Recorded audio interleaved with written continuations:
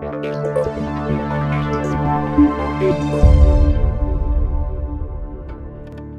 everyone, welcome to the Stride to Freedom podcast. My name is Russell Benaroya, and I'm the co-founder of Stride Services, a virtual back-office bookkeeping and accounting firm serving hundreds of clients around the United States. This podcast is designed to help small business owners focus on growth and innovation. In other words, focus on those things that inspired you to start your business in the first place. We call it your Genius Zone. We do our job on this podcast when business owners feel like they have the trust and confidence to build the right team of partners around them that will help them grow. Thanks for joining. Let's go.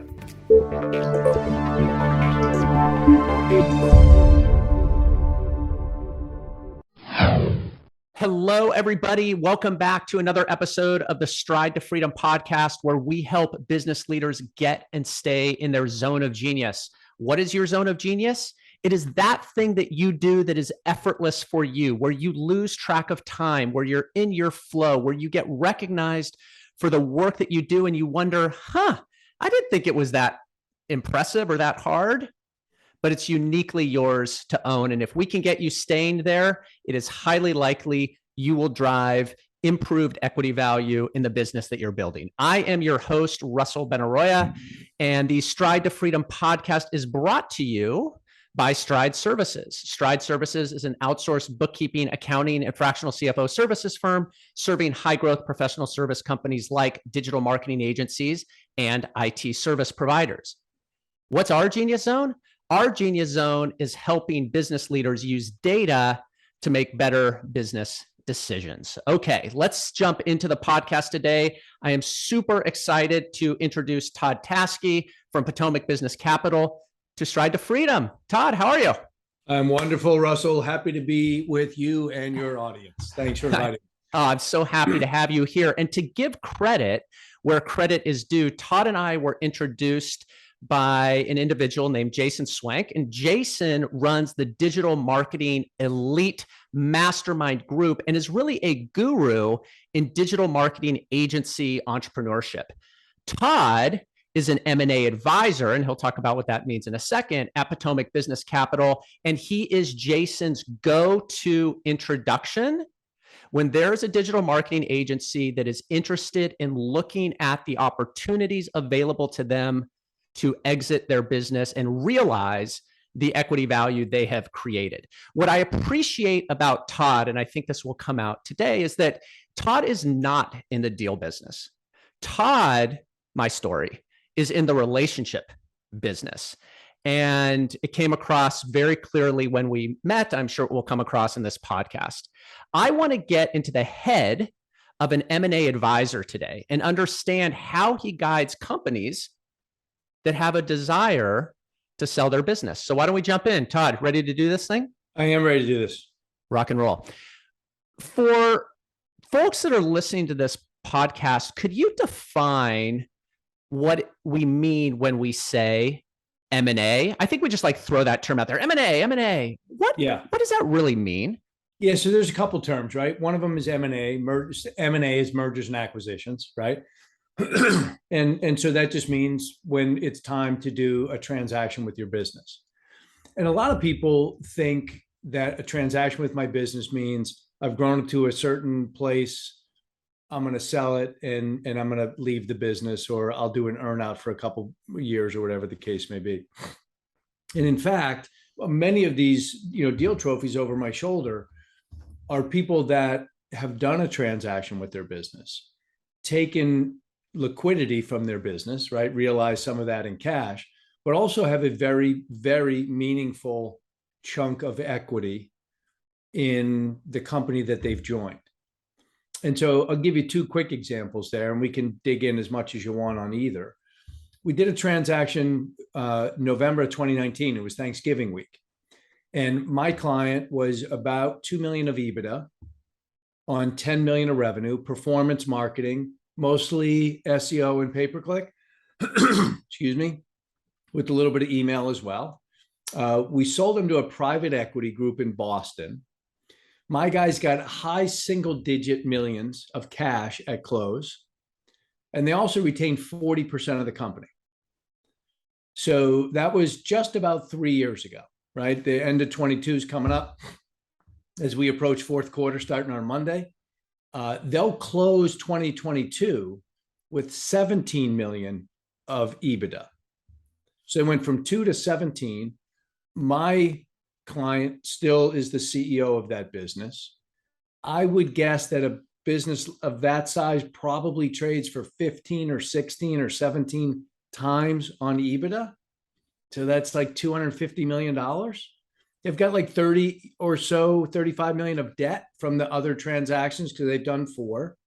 And my guy's been diluted down to roughly 25%, value, equity in the company.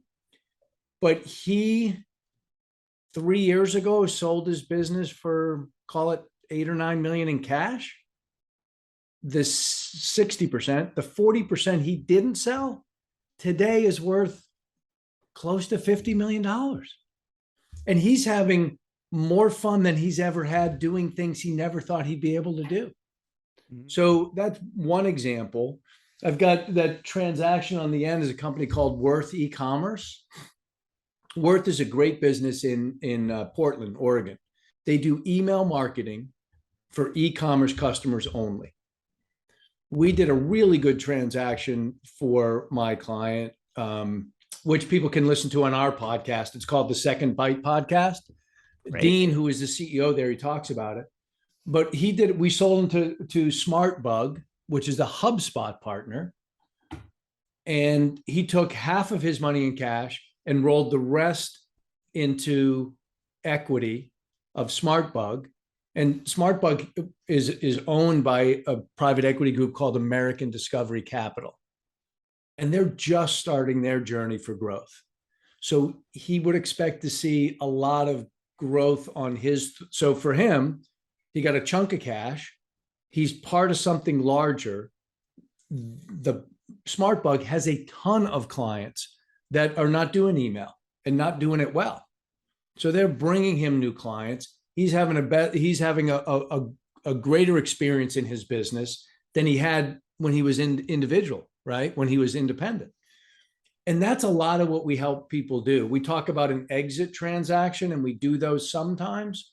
We like to talk about evolutionary transactions, where the question for your listeners or any CEO is, what is the best path forward for my business? And we try to introduce people to the idea that it's not just hire more salespeople, try to get new customers, try to expand into different regions or different service lines. Maybe what's best for me is to become part of something larger and more dynamic and play an important role there. I really like that orientation. Bring me into the head of both your clients as well as just the many conversations you have with individuals that aren't quite ready to undertake the transaction, but want to get oriented toward understanding whether they might. What's going on in the head of the entrepreneur at that time? Yeah, so that's a really, really good question. I'll share what I see a lot. Okay. So let's just use round numbers and say somebody is, let's say we'll use you, Russell, you and your partner, you're 50-50 owners, you've built a nice business, you're doing $1.5 million of EBITDA.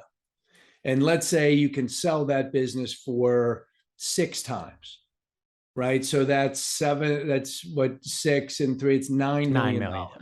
Okay.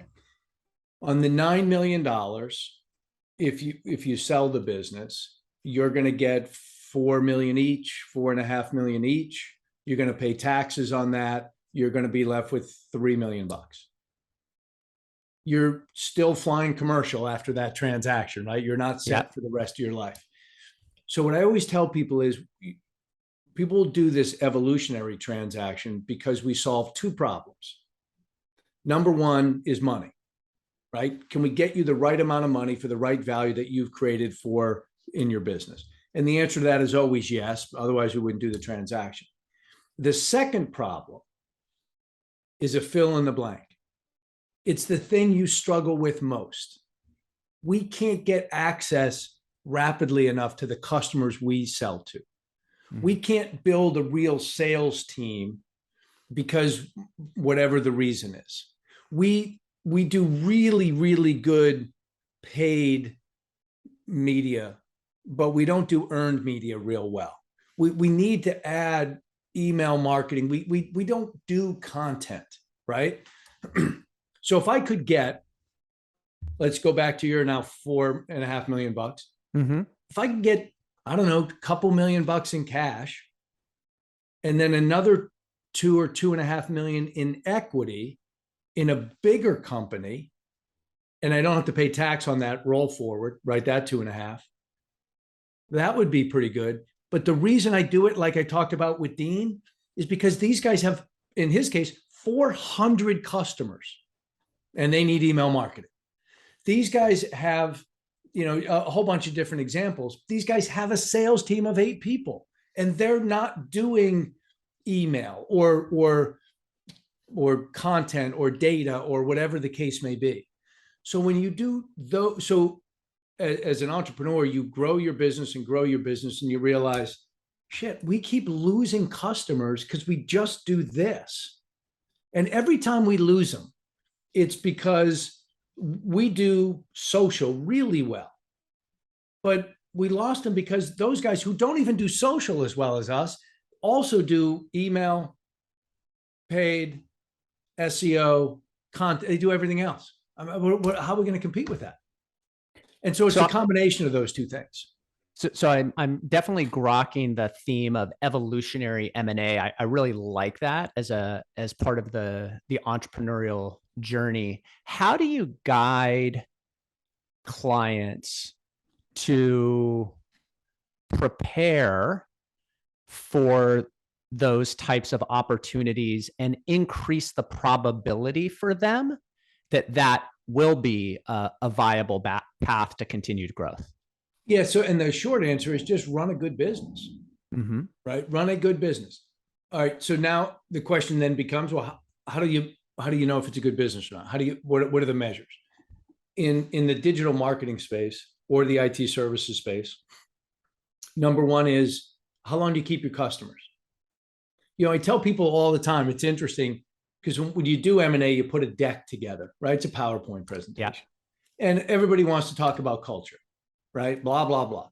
Here's culture. How long do your people stay with you? Totally. Right? So and we have this slide on every deck we do. If your senior team is with you 5, 7, 8, 10 years, that is now I know there's really culture. The awards are good if you have them. Otherwise, all of it's lip service.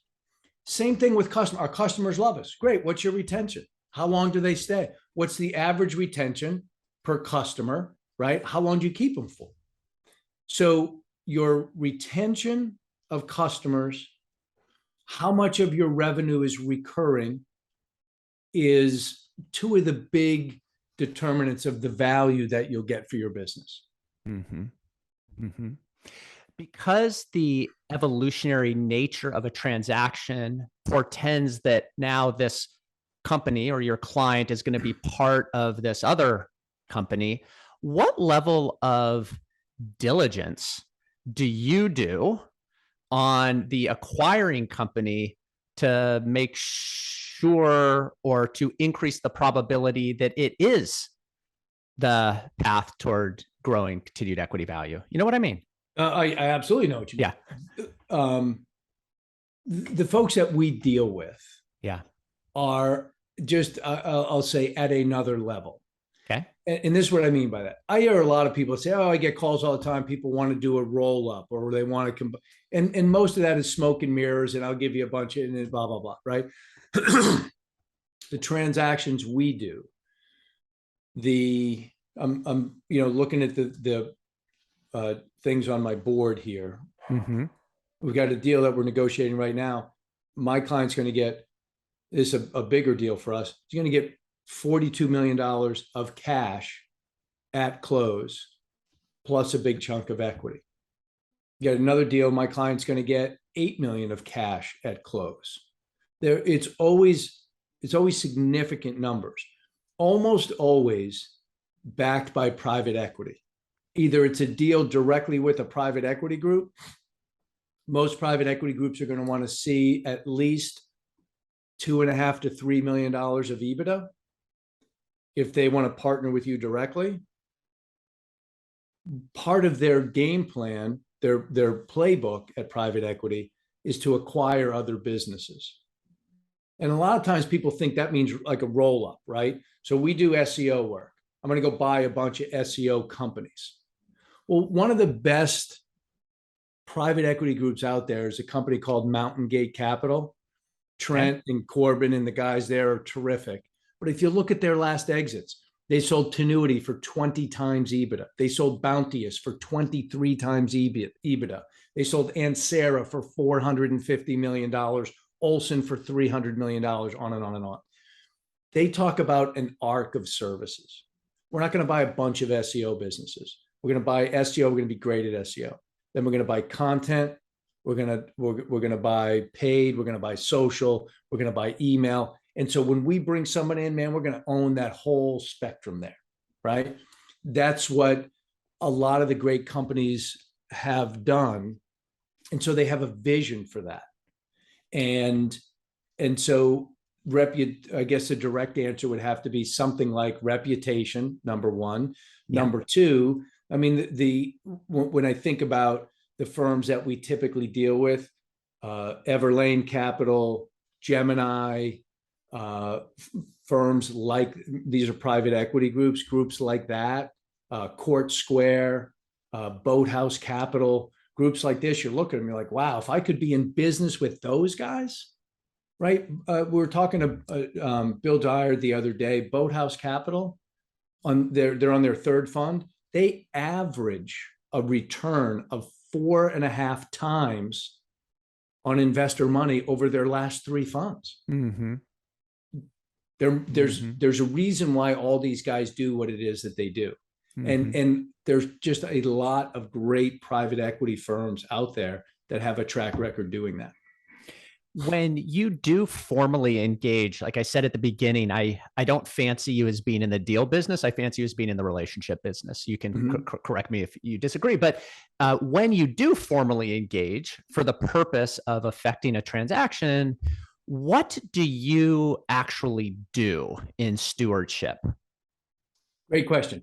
So, you can kind of think about it in a funnel, right? Mm-hmm. So what we try to do for clients is get them liquidity up front and a bigger exit than they could accomplish on their own, and a lot more fun along the way. Nice. So what I've learned is people will tell me, well, here's my vision. Here's what I want to do. And I'm good at listening, but I discount all of that, because you can't, one of the great things about going through this process is the clarity that it brings. And I've had people say to me, I'm selling. I'm done. I've been doing it for 15 years, whatever. I want to move out, sell it. I'll do an earn out for a year or two, and then I'm out. And that very same person has decided to partner with private equity and go on a run for another 5+ years.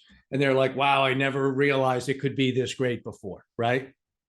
Yeah. They feel like they want to do this and they wind up doing that, because it's the combination of how much do I believe in my new partner? How much cash do I get at close? Now that I have all this cash, what am I going to do? And people get exposed to worlds and opportunities that they've never really been exposed to, because they've been working in their business and not on their business, right? So what we do is we help get their financials organized in a way that buyers want to see it. We tell the story through data of their business, right? Customer retention, diversification, all the things that buyers look at. Care about, yeah. Yeah. And then we put it together in a deck, a 20-page PowerPoint, 25-page PowerPoint, and we go specifically to the market that wants to acquire businesses like this. One of the things I tell people is, we are the greatest consulting they could ever get for their business, because we're going to do a bunch of 1-hour calls, right, with a group that only speaks the truth. They speak the truth because they're about to write a check. And so if we go through 10 or 15 or 20 of these 1-hour calls over the course of a month or so, you're going to hear the same things over and over and over again. How come your retention's like this? How come you're not doing enough of that? How come your pricing's like this? How come you don't have more of it? Whatever it's going to be. So if we don't do a transaction, it's only because the client doesn't get the value they thought they would get. Mm-hmm. But now they know exactly why they didn't get that value. So if you're going to go back to work and work hard for the next year or two or three, at least you know, here's the two things you got to work on if you want to improve the value of your business, right? Way better than hiring a consultant that is going to kind of have to tell you what you think you want, they want you to hear, whatever the case may be. It is incredibly valuable from that standpoint. The truth, as you said, speaks for itself, or maybe I'll say the facts are the facts. However, there's a narrative or there's a story around those facts that help indicate what a combined potential could look like. And what I'm curious is that in your camp to help articulate to that prospective buyer something that they may or may not fully see or appreciate from the outset. So it's such a great question. I'll give you, and I'm going to answer it in two ways. First way, we have a client right now, and their average retention, if you measure it in months, they're in the paid social space. Okay. Is like 8 months, which is not good. But these guys have very low cost of acquisition and new customer. They have a 4-month minimum. And in a 4-month period of time, the customer is profitable to them. So their approach is bring them on, right? There's less than 10 million in revenue. This is how we do it here. And so we're getting a lot of pushback on that. Like, yeah, I don't like it. It's only 8 months. So what we did is we took the analysis and said, what if we measured people that went beginning in month 5 forward? What's that average? 14 months. So these guys are killing us, but we're still going to do it. Mm-hmm. But it's 14 months. Our retention here is fantastic. So then we started when people would ask us, what's our retention? We said 14 months. Is it really 14 months? Yeah. Once you get past the trial period, it's 14 months. What does that mean, trial period? Well, here's how we do it. We test, blah, blah. And if you don't like that, then we would create a higher hurdle rate to become a new customer. But for us, we're profitable with this. So we're going to make a profit. We're going to test them out. We're going to learn. And by the way, the group that we hired said it's the group that acquired them said it's painful to our team when they lose customers. And I don't think you guys are measuring that well. Like, well, that's true, but our team maybe is a little bit more callous to losing customers because they understand for 4 months in our mind, they are not a customer until they get past 4 months, right? Mm-hmm. So from that standpoint, that is important. And so I'll give you an example. When we sold to SmartBug's a HubSpot partner.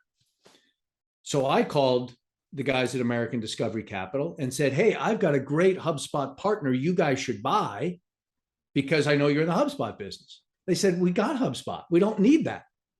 Well, what are you looking for? We're looking for Klaviyo and Marketo. Because if we have those 3 things, that's how we're going to dominate the world. I said, well, wait a sec. I got a Klaviyo guy. He's fantastic, blah, blah, blah. And that's how we did that transaction.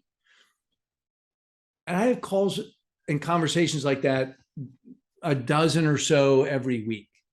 So I know, as opposed to me having to convince a private equity group, and I work with private equity all the time, but they're the smartest people in the room, right? Mm-hmm. So don't try to win that argument. I don't call them and say, hey, I got a great idea. I call them and say, hey, what do the smart guys think? And they're like, oh, this is what we're looking for. Great, let me tell you what I got, okay? So I know I've got a group looking for healthcare marketing. I got a group that wants more paid social. I got a group that wants more data-driven marketing. I got a group that needs better email marketing. So I don't have to convince them of that.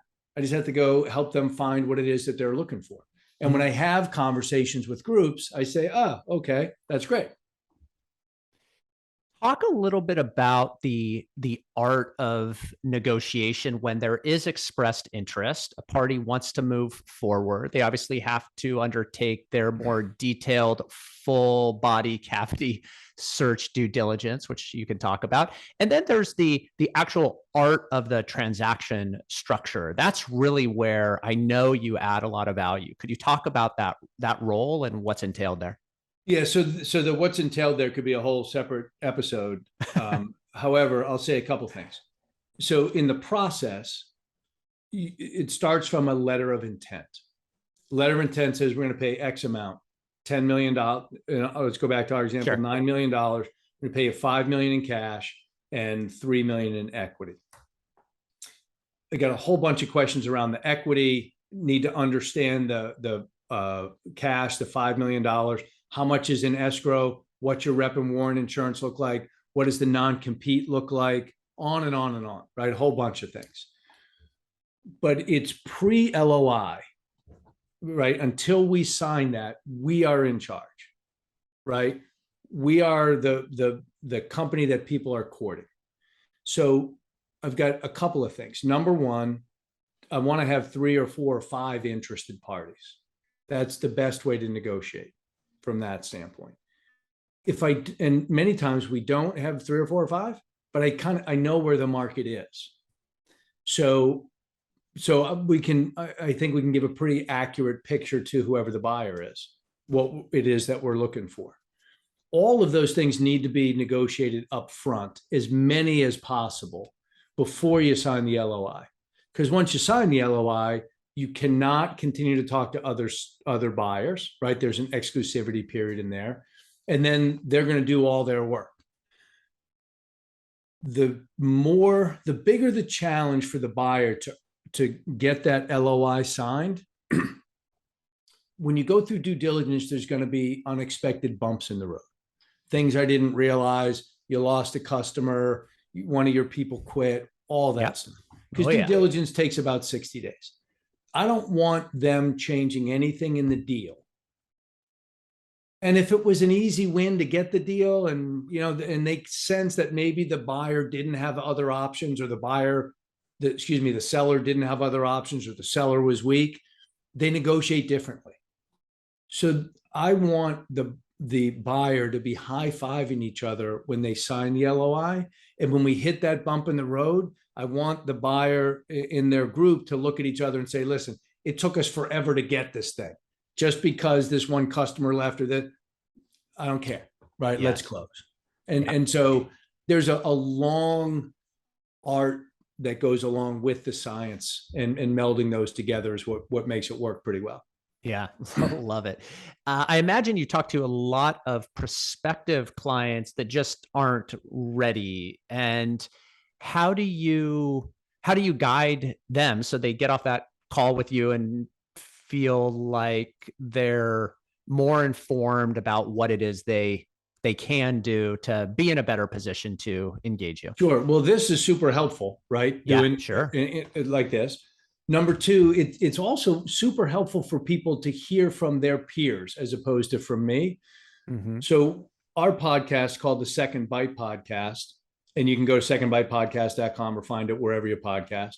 And you can hear from CEOs and founders and people like that about what their experience was like. So that part's helpful. We have lots of conversations with people. Most buyers, most of our clients are $1 million of EBITDA to $4 or $5 million of EBITDA. So we talk to lots of people that are below that. I have a deal right now that is below that, is in the email marketing space. And it turned out in one of the conversations I had, the buyer said, "Hey man, we really want email marketing capability because we're not great at it, but I want it to be offshore in a low cost center." I said, geez, I got a guy like that. Turns out they're in Singapore, right? And it's just a great fit. Everybody likes each other. It's going to be great for my clients, the guys in Singapore. So researching the industry, the space, learning about transactions is always helpful to really get the kind of value that is going to make somebody do a transaction. you probably want to be near at least $1 million of EBITDA or very close. And the combination of that plus solving the second problem, whatever that is for you, is where deals get done, right? And so, they can reach out to us. They can listen to some of the podcasts. They can listen to other things online and get a sense that way. Yeah, cool. Talk a little bit about missed deals that you've been a part of. So, or not a part of. Yeah, not every deal closes. Yeah. Typically, so there's a couple of reasons. For us, the financials is number one.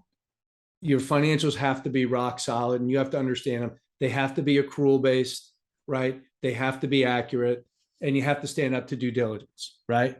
And so this, right, from an outsourced standpoint, it is critical. And you have to understand as the CEO, you have to understand what your financials mean to make it up. Your retention's 70%. Don't argue with me that that's good. That's not good.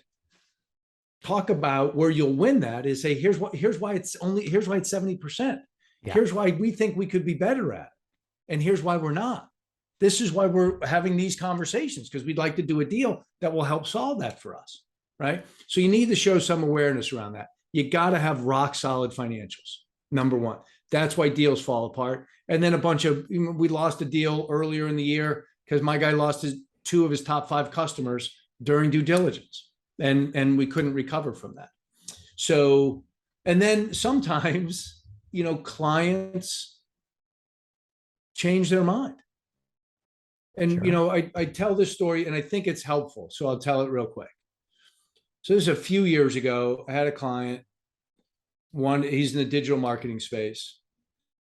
We had a really good offer,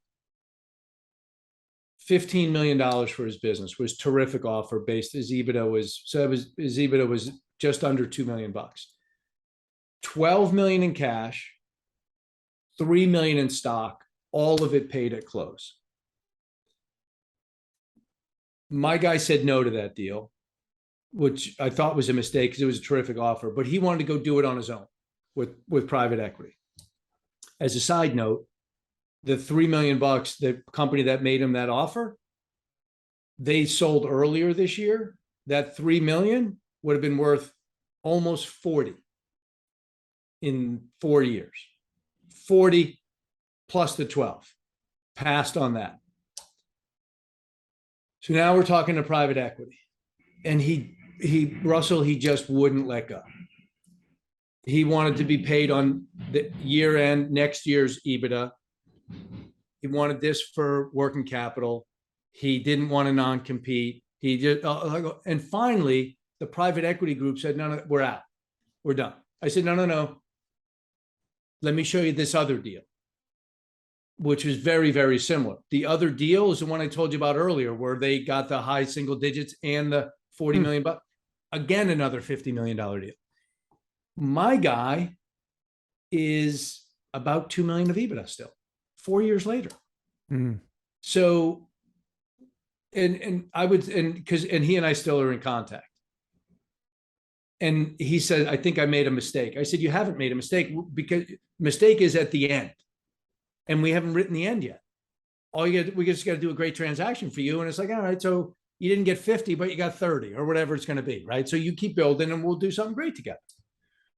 The thing that I would point out, as I did to him, is you were too focused on this, that you didn't see this, right? You were too focused on every penny today, that you didn't see the bigger picture and how difficult it is. I see this a lot, Russell. Guys grow their business and they grow to 800,000 of EBITDA, and then 1 million, then 1.2 million, and then 1.5 million. And they think the stairs will just continue to go up.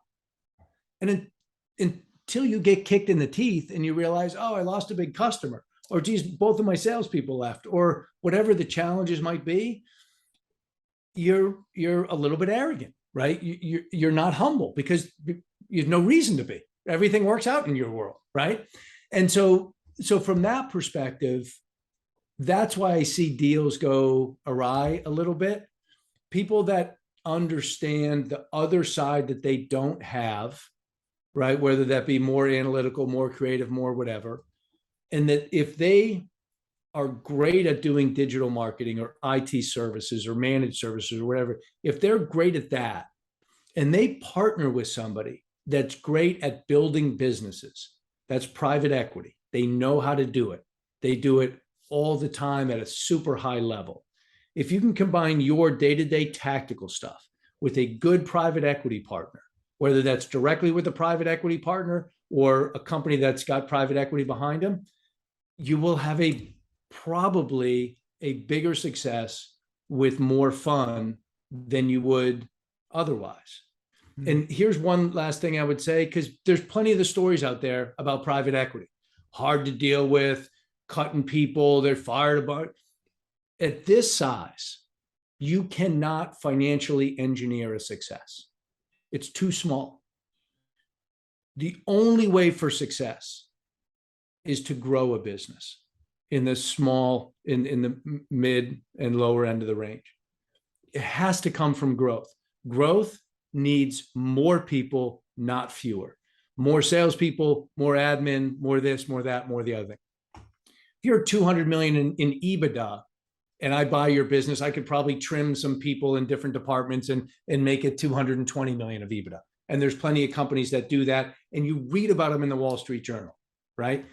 In the rest of the world, in the world that you and I are in and that our mm-hmm. clients are in, it is about building value. Mm-hmm. So most private equity firms, and again, if you listen to our podcast or any of the people that focus on the lower middle market, most of them get A+ for how they treat entrepreneurs.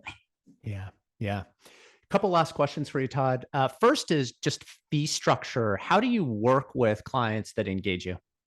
Yeah, all investment bankers are about the same. There's an engagement fee up front, mm-hmm. and then there's a success fee. We're, the same. Our engagement fee up front is a little bit below where the market is as a whole, because we want to be considered a partner in the process, not a vendor. So we feel like we'll act like a partner in the process. Our success fee is usually around 5%. It is 5% in the first 10 million, 4% in the next 10 million, and so on.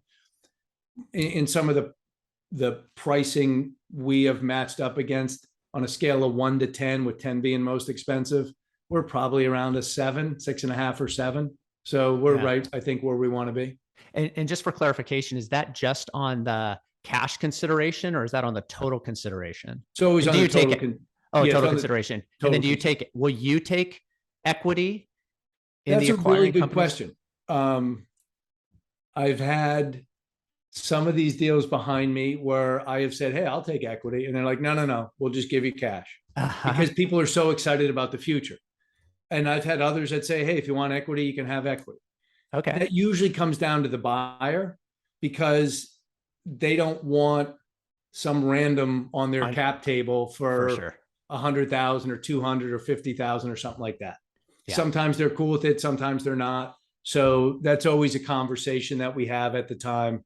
And that's never seems to be a problem. We came to this podcast today through Jason, so through the digital marketing agency channel.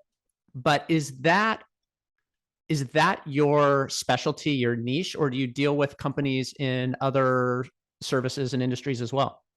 Yeah, I would say this. All the customers that we deal with are in digital. Okay. Or digital transformation. Okay. Probably 80% of them are digital marketing. Okay. And the other 20% are what I would consider digital transformation. People listening would say, geez, anything could be digital transformation. I would say, yeah, probably true.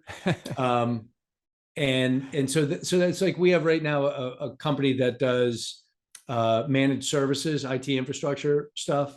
Cool. That is a really good business on the East Coast that we're doing a transaction for. And we've got that.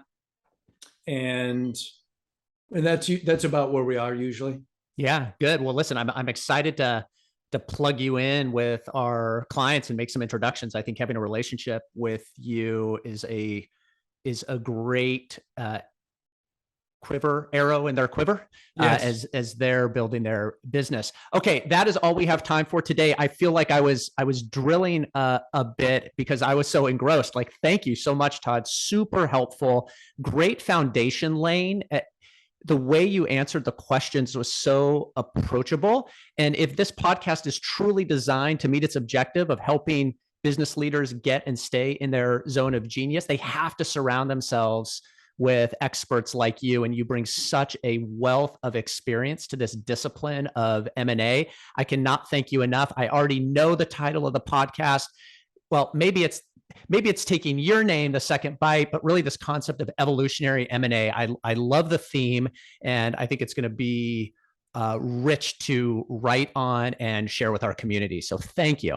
It was my pleasure. I was really happy to be part of the podcast, Russell. Thank you. All right, Todd. Have a great day. Have a great day, everybody. We will see you on the next episode of the Stride to Freedom podcast. Bye.